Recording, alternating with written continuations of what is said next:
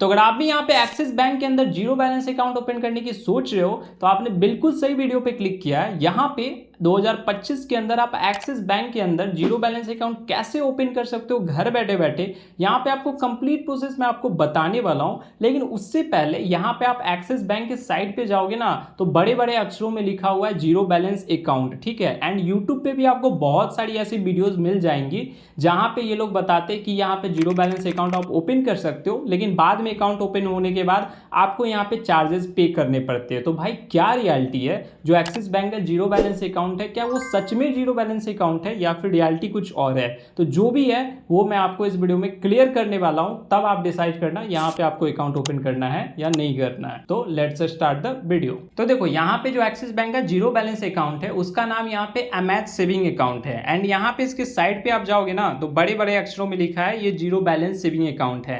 And अगर इस पे बेनिफिट की मैं बात करूं इस अकाउंट की तो देखो यहाँ पे जो आपको डेबिट कार्ड हो जाता है वो आपको लाइफ टाइम फ्री मिलता है, कोई आपको चार्जेस पे नहीं करना होता है। एंड उस पर अगर आप एटीएम ट्रांजेक्शन या डोमेस्टिक ट्रांजेक्शन करते हो तो वो भी उस पर भी आपको कोई चार्जेस देना नहीं पड़ेगा, ठीक है। डेबिट कार्ड चेकबुक वगैरह भी आपको फ्री ऑफ कॉस्ट मिलेगा। एंड डेबिट कार्ड का यहाँ पे आपको एनुअल बेनिफिट 11,000 तक का मिल जाता है। एंड 250 से प्लस बैंकिंग सर्विस आपको देखने को मिलती है। एंड देखो यहाँ पे अगर आप 20,000 से एवब स्पेंड करते हो तो आपको 2,000 एज रिवार्ड पॉइंट मिलता है। लेकिन देखो यहाँ पे मैं आपको रियलिटी बताता हूँ कि यहाँ पे जो एक्सिस बैंक का जीरो बैलेंस अकाउंट है तो जीरो बैलेंस अकाउंट, लेकिन इस अकाउंट को आपको रन करने के लिए यहाँ पे आपको 200 रुपये पर मंथ आपको पे करना होगा। जब आप ये अमाउंट पे करोगे तब जाके ये अकाउंट आपका एक्टिवेट होता है। तो इस सब्सक्रिप्शन को लेने के लिए आपको मिनिमम सब्सक्रिप्शन 6 मंथ का 1,200 रुपये हो गए।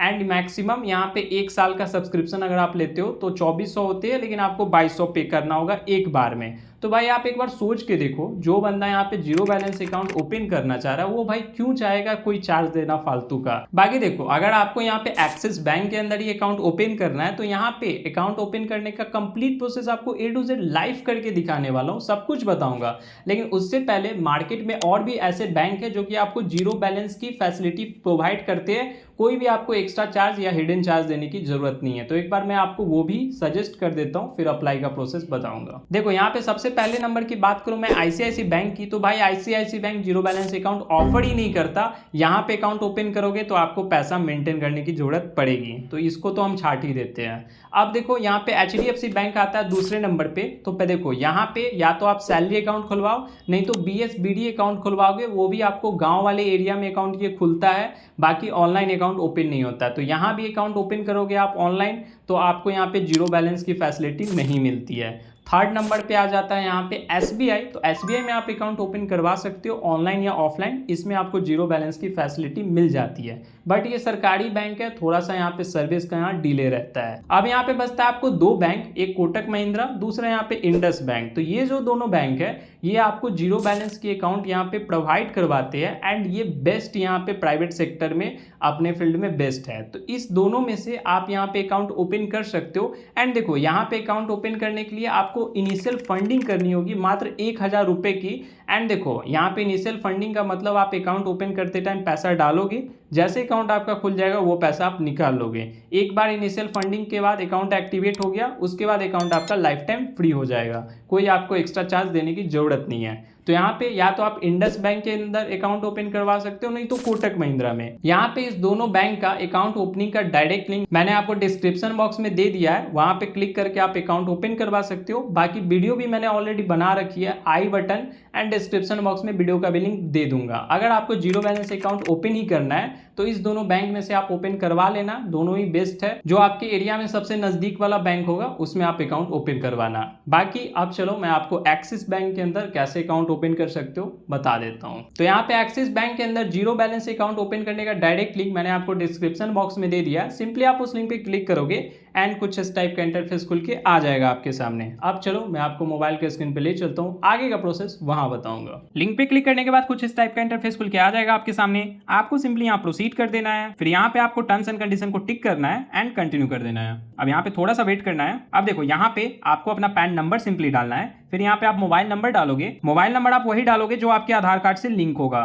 फिर उसके बाद यहाँ पे आप अपना आधार नंबर डालोगे एंड फिर यहाँ पे टिक आउट करना है, उसके बाद प्रोसीड कर देना है। अब यहाँ पे आपको कुछ नहीं करना, सिंपली यहाँ पे आई एग्री पे क्लिक करोगे। अब यहाँ पे आपके आधार कार्ड में जो मोबाइल नंबर लिंक होगा उस पे ओटीपी भेज दिया जाएगा, सिंपली ओटीपी को डालना है एंड यहाँ कंफर्म कर देना है। अब थोड़ा सा वेट करोगे। अब यहाँ पे आपका ई-केवाईसी सक्सेसफुली कंप्लीट हो जाएगा। अब यहाँ पे वेरिफिकेशन होगा आपका एंड देखो यहाँ पे अब आपको लोकेशन का परमिशन मांगेगा, तो सिंपली यहाँ पे कंटिन्यू करोगे एंड यहाँ पे अलाउ कर दोगे। अब देखो यहाँ पे आपको अपना ईमेल आईडी डालना है, ठीक है। उसके बाद यहाँ पे वेरीफाई पे क्लिक करना है। अब यहाँ पे आपके मेल पे ओटीपी भेज दिया जाएगा, सिंपली ओटीपी को डालोगे एंड यहाँ कंफर्म कर लोगे। देखो यहाँ पे आपको अपना मैरिटल स्टेटस बताना है, तो यहाँ पे आपको अपने अकॉर्डिंग ऑप्शन सिलेक्ट करना है। शादी हो चुकी हो तो मैरिड सिलेक्ट करोगे, वरना सिंगल हो तो अनमैरिड सिलेक्ट करोगे। फिर यहाँ पे एजुकेशन क्वालिफिकेशन आपको बताना है। यहाँ पे आपको अपने अकॉर्डिंग ऑप्शन सिलेक्ट कर लेना है कि कहाँ तक आपका पढ़ाई कंप्लीट हो चुका है, ग्रेजुएट हो या फिर मास्टर्स कर रखा है आपने। उसके बाद यहाँ पे ऑक्यूपेशन टाइप आपको बताना है, तो यहाँ पे अगर आप जॉब करते होगे तो सैलरीड सिलेक्ट करोगे, बिजनेस करते होगे तो सेल्फ एम्प्लॉयड सिलेक्ट करोगे, ठीक है।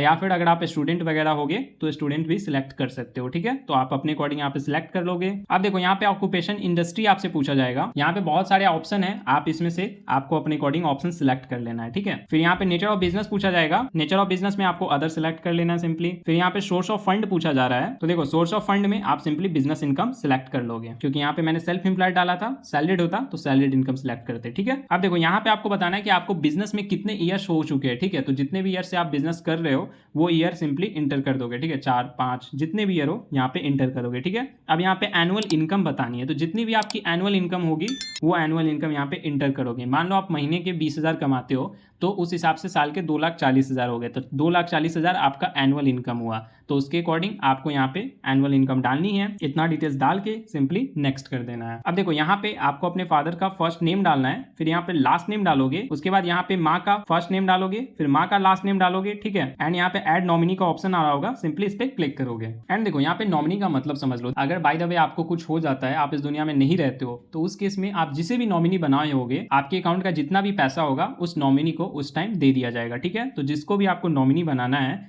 उस नॉमिनी का फुल नेम आप यहाँ पे इंटर करोगे, ठीक है। फिर यहाँ पे रिलेशनशिप आप चूज करोगे कि वो आपके लगते क्या है, आप अपने अकॉर्डिंग यहाँ पे रिलेशन सिलेक्ट करोगे। उसके बाद यहाँ पे नॉमिनी का डेट ऑफ बर्थ डालोगे, ठीक है। अब यहाँ पे पूछा जा रहा है कि नॉमिनी का एड्रेस और आपका एड्रेस सेम है, तो यहाँ पे अगर सेम होगा तो आप यस रखोगे, वरना अगर नॉमिनी डिफरेंट एड्रेस पे रह रहे होगे तो नो करके आप उनका न्यू एड्रेस डाल सकते हो, ठीक है। तो इतना डिटेल्स डालना है आपको एंड सिंपली नेक्स्ट कर देना है। अब देखो यहाँ पे एड्रेस पूछा जा रहा है, तो आपका परमानेंट एड्रेस आधार कार्ड से फेच कर लिया जाएगा, ठीक है। अब यहाँ पे रेसिडेंस टाइप पूछा जा रहा है आपसे, तो यहाँ पे जहाँ पे आप रहते हो वो आपका खुद का घर है या फिर पेरेंट के थ्रू हो, रेंटेड हो, तो जो भी हो यहाँ पे आपको अपने अकॉर्डिंग सिलेक्ट करना है। अब देखो यहाँ पे आपकी सिटी में जितने भी ब्रांच होंगे वो यहाँ पे आपको शो होने लगेगा, ठीक है। अब आपको यहाँ पे देखना है कि जो आपका सबसे नियरेस्ट ब्रांच है, ठीक है, वो वाला ब्रांच आपको यहाँ पे सिलेक्ट कर लेना है, ठीक है। तो यहाँ पे सिलेक्ट करके सिंपली प्रोसीड कर दोगे। अब देखो उसके बाद यहाँ पे आपको दोनों को टिक आउट करना है एंड सिंपली नेक्स्ट कर देना है। अब देखो यहाँ पे आपको रिव्यू करने के लिए एक बार सारा डिटेल्स आ जाएगा आपके सामने, तो एक बार आप अच्छे से यहाँ पे चेक कर लोगे। अगर कहीं पे मिस्टेक होगा तो सिंपली आप एडिट पे क्लिक करके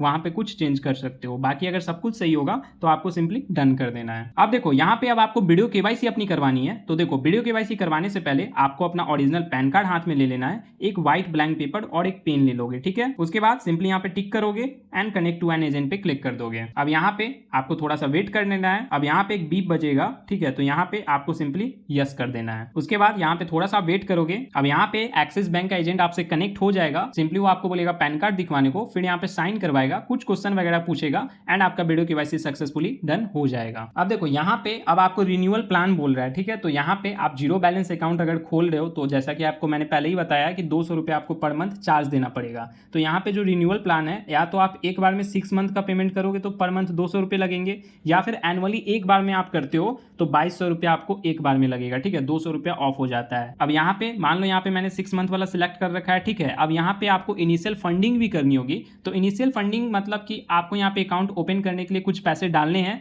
जैसे अकाउंट ओपन हो जाएगा आप यहाँ पे वो पैसा निकाल सकते हो। तो यहाँ पे जो मिनिमम इनिशियल फंडिंग है 10,000 रुपये की, तो 10,000 आप यहाँ पे अकाउंट खोलने के टाइम पेमेंट कर दो, अकाउंट ओपन हो जाए, फिर अकाउंट से पैसे निकाल लेना, ठीक है। तो 10,000 ये हो गया इनिशियल फंडिंग। एंड मान लो 6 मंथ का यहाँ पे अगर रिन्यूअल प्लान सिलेक्ट किया मैंने तो 1200 रुपये ये लग रहे हैं, यानी कि कुल मिला के 11,200 रुपये लगेंगे। तो 1200 रुपये तो बैंक यहाँ पे ले लेगा, बाकी 10,000 अकाउंट में रहेंगे, ठीक है। देखो यहाँ पे अगर आप चाहो तो यहाँ पे जो अमेज सेविंग अकाउंट है ना, यहाँ पे आप इसे अपडेट भी कर सकते हो, दूसरा अकाउंट भी खोल सकते सकते हो, ठीक है। तो यहाँ पे सिंपली अपडेट अकाउंट पे क्लिक करना है। देखो यहाँ पे जो नॉर्मल रेगुलर सेविंग अकाउंट है वो ईज एक्सेस वाला होता है, तो यहाँ पे आप ईज एक्सेस भी सिलेक्ट कर सकते हो, या फिर अगर आप प्रीमियम लेवल का अकाउंट देखते हो तो जैसे लाइबर्टी, प्रेस्टेज, तो ये सब प्रीमियम लेवल का अकाउंट है। यहाँ पे इनिशियल फंडिंग ही 25,000 50,000 से स्टार्ट होती है, तो ये तो मैं सजेस्ट नहीं करूंगा। अगर आप रेगुलर खोलना चाहते हो तो ईज एक्सेस सिंपली सिलेक्ट कर सकते हो। बाकी आपको जीरो बैलेंस वाला ही खोलना है तो यहाँ पे अमेज ही सिलेक्ट करके रखे रहना एंड सिंपली अपडेट कर देना। देखो यहाँ पे आपको पेमेंट करने के लिए सिंपली यहाँ पे टिक आउट करोगे एंड प्रोसीड टू फंड पे क्लिक कर दोगे। देखो यहाँ पे मैं जिनका अकाउंट ओपन कर रहा हूँ, यहाँ पे मैं उनका रेगुलर सेविंग अकाउंट ओपन करने वाला हूँ, ठीक है। यहाँ पे प्रोसेस सब चीज सेम है, बस लास्ट स्टेप में आपको अकाउंट सिलेक्ट कर लेना है, ठीक है। एंड यहाँ पे उसके अकॉर्डिंग आपका अकाउंट खुल जाएगा। बाकी सारा अप्लाई करने का प्रोसेस एकदम सेम रहता है, अकाउंट भी आपका वैसे ही ओपन होगा, ठीक है। देखो यहाँ पे ईज एक्सेस मैंने सिलेक्ट किया तो यहाँ पे रिन्यूअल फी हट गया फालतू का, ठीक है। यहाँ पे सिर्फ इनिशियल फंडिंग करनी होगी 10,000 की, ठीक है। तो 10,000 की इनिशियल फंडिंग करनी है एंड यहाँ पे 590 रुपए डेबिट कार्ड के चार्जेस यहाँ पे देने होंगे, ठीक है। तो 10,590 का पेमेंट करना है। अब यहाँ पे अकाउंट ओपन करने के लिए सिंपली यहाँ पे टिक करना है एंड प्रोसीड टू फंड पे क्लिक करना है। अब यहाँ पे थोड़ा सा वेट करोगे। अब देखो यहाँ पे आपको पेमेंट ऑप्शन खुल के आ जाएगा। अब यहाँ पे पेटीएम, फोन पे, गूगल पे जो भी आप चलाते होगे वो यहाँ पे सिलेक्ट कर लोगे एंड यहाँ पे थोड़ा सा आपको वेट करना है। अब यहाँ पे उस एप्लीकेशन पे आपको रीडायरेक्ट कर दिया जाएगा। अब सिंपली आप यहाँ पे अपना अकाउंट सिलेक्ट करके आपको यहाँ पे क्लिक करना है एंड यूपीआई पिन डाल के सक्सेसफुली आपको पेमेंट कर देना है। जैसे ही पेमेंट आप सक्सेसफुली कर देते हो, यहाँ पे कुछ ही देर में आपको यहाँ पे अकाउंट नंबर आपका यहाँ पे शो हो जाएगा, आपका यहाँ पे IFSC कोड, सब कुछ यहाँ पे डिटेल्स आपको शो हो जाएगा। अब यहाँ पे आपको कुछ नहीं करना, यहाँ पे सिंपली आप एक्सिस मोबाइल एप्लीकेशन आप डाउनलोड कर लोगे, ठीक है। एंड यहाँ पे आपको उस एप्लीकेशन को ओपन कर लेना है एंड यहाँ पे आप रजिस्टर करके आप यहाँ पे अकाउंट अपना रन कर सकते हो। आपको वहीं पे वर्चुअल डेबिट कार्ड का भी ऑप्शन दिख जाएगा। जो फिजिकल डेबिट कार्ड है वो घर पे आपको 1 सप्ताह के अंदर आ जाएगा। तो कंप्लीट प्रोसेस बता दिया है। बाकी यहाँ पे कोई भी डाउट हो तो मुझे कमेंट करके जरूर बताना। मिलते हैं गाइस फिर नेक्स्ट वीडियो में।